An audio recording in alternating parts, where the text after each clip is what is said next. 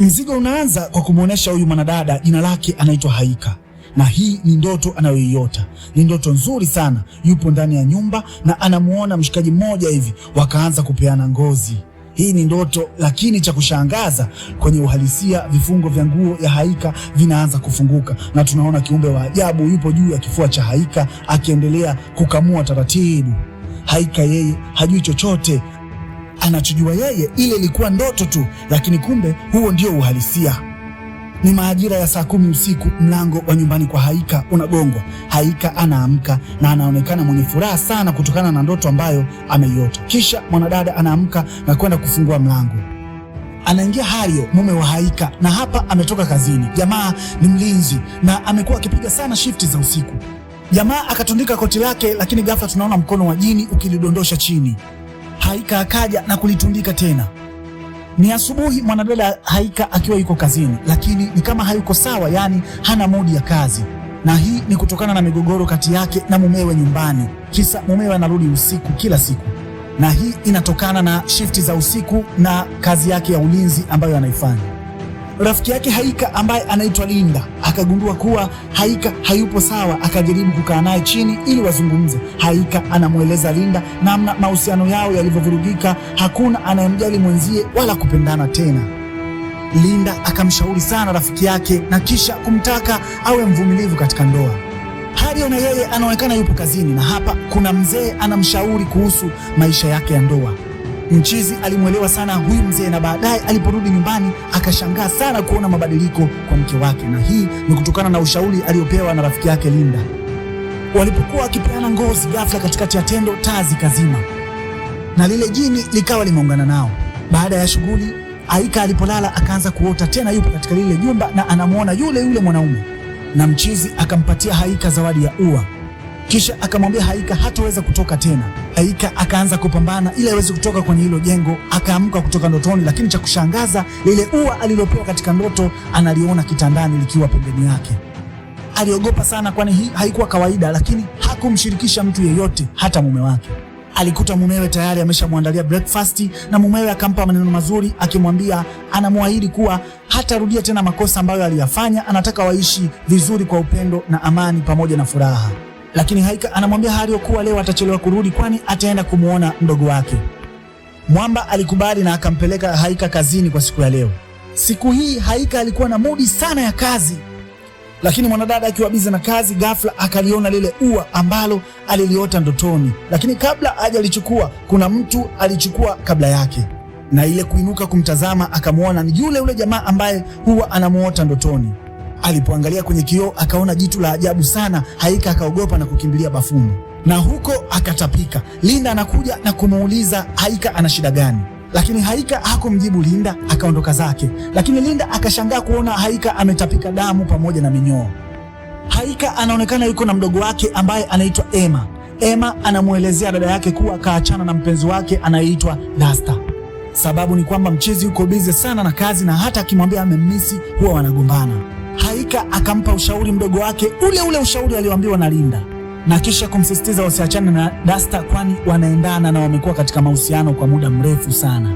Kisha Emma akamwambia alienda kuwaona wazazi wao na walimwambia wanahitaji mjukuu, lakini Haika anaonekana ni mwenye huzuni kwa sababu amehangaika kwa muda mrefu sana kupata mtoto na hajafanikiwa. Amejaribu kila njia, lakini wapi.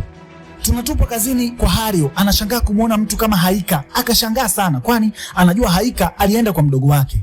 Msela akaanza kufuatilia na kisha anamuona Haika akiwa anajifungua, lakini alijifungua kiumbe cha ajabu. Hario alibaki kushangaa sana na yule mtoto akaanza kumfuata. Ghafla anakuja mfanyakazi mwenzake Hario na hali inarudi kama kawaida. Kumbe tukio hilo halikuwa la kweli. Siku hii Hario aliporudi nyumbani hakumwambia chochote Haika. Mwamba anamwambia bibie kuwa kesho kuna bibi mmoja atakuja kumfanyia massage. Kweli kabisa, kesho yake bibi huyo akaja, na alipokuwa akimfanyia massage akagundua kwamba Haika tayari ana ujauzito wa miezi 3.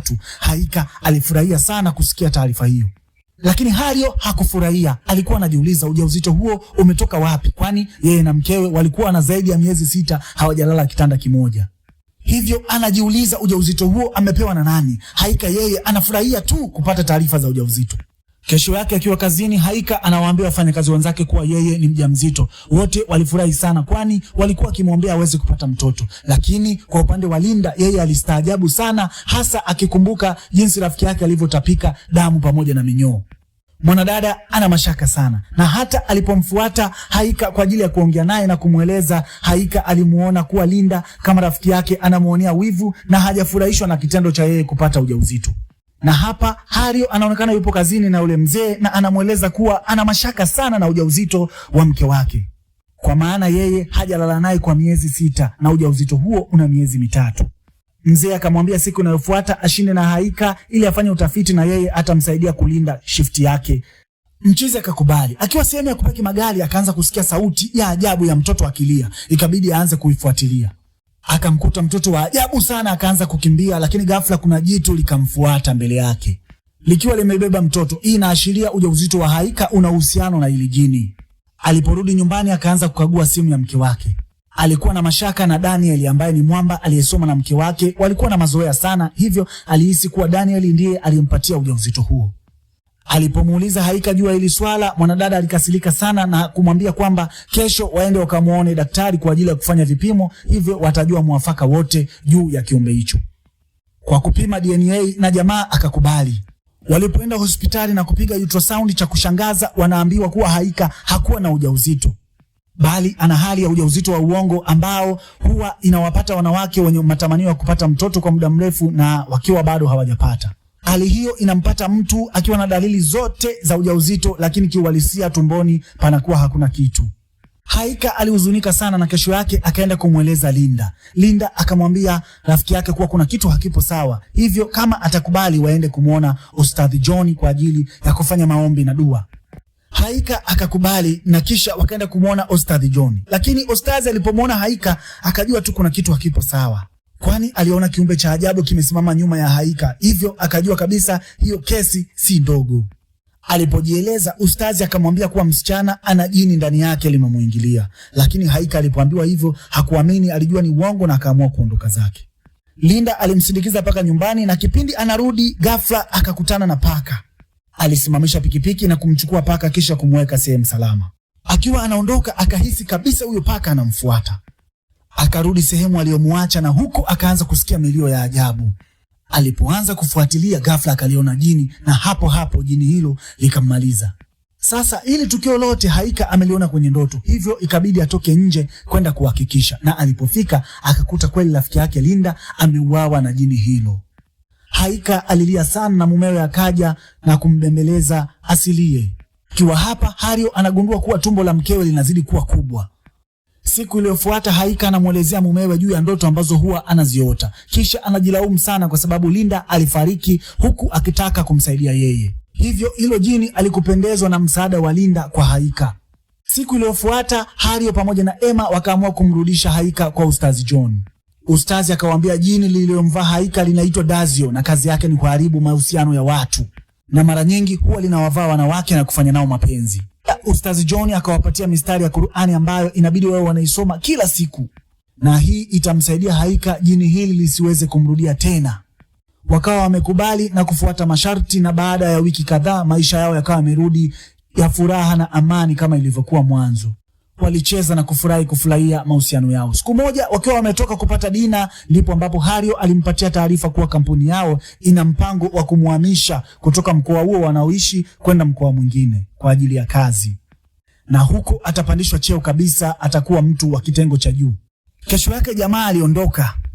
Bibi akampigia simu Emma ili aje kumpa kampani, lakini akasema anaingia kazini shift ya usiku. Hivyo akaamua kusoma maneno ya Qur'ani aliyopewa, na baadaye akaangalia TV na kisha akapitiwa na usingizi hapo hapo. Kesho yake alipoenda kazini, Haika akashangaa kuona wenzake wote wanaongea kama wanakontroliwa na wote wanaongea kitu kimoja. Alichanganyikiwa, hivyo akaamua kukimbia na kurudi nyumbani. Kisha mdogo wake Emma anakuja kumtembelea, lakini Haika anakuwa ni mwenye uoga sana, anahisi kwamba lile jini tayari limeshamrudia. Haika akampigia simu Hario na kumweleza, na kisha jamaa akasema leo atarudi jioni. Ila Hario akamwambia Emma kuwa ahakikishe Haika halali, kwani akilala jini linaweza kumfuata ndotoni. Emma akaanza kumpigisha mastori sasa dada yake ili kuhakikisha halali na kuweza kuhakikisha jini hilo haliwezi kumfuata ndotoni. Lakini kumbe Haika alikuwa tayari amekwisha kupitiwa na usingizi. Emma alipotaka kumwamsha Haika, jini lilitokea na kumrusha pembeni, na kisha likalala na Haika. Baadaye Haika anapoamka anashangaa kuona tumbo lake tayari limekuwa kubwa. Haika akaogopa sana, akaanza kujipiga tumbo ili kuweza kudhuru kiumbe kilichopo tumboni mwake. Alipoangalia pembeni akamwona Emma akiwa tayari amezimia. Kisha mwanadada akaamua kwenda bafuni ili kwenda kupambana na kiumbe kilichoko tumboni mwake kwa kukidhuru. Bahati nzuri Hario anakuwa tayari amekwisha kufika na anaingia ndani na kuanza kumwamsha Emma. Kisha wakamchukua Haika na kwenda kumpeleka kwa Ustadhi John kwa ajili ya maombi na dua. Ustadhi John pamoja na wenzake wakaanza kumwombea na sura ya Haika ikaanza kubadilika. Hario ikabidi amsogelee na kusoma ule mstari wa Qur'ani sikioni mwake. Lile jini likaishiwa nguvu na hivyo likamwachia Haika na milango ikafunguka. Hivyo roho ya Haika ikafanikiwa kurudi katika mwili wake. Haika akawa sawa na akaanza kuishi maisha kama binadamu wa kawaida. Mzigo unatupeleka miaka 6 baadaye. Haika pamoja na Hario wana watoto 2 na tayari walifanikiwa kuhama mji.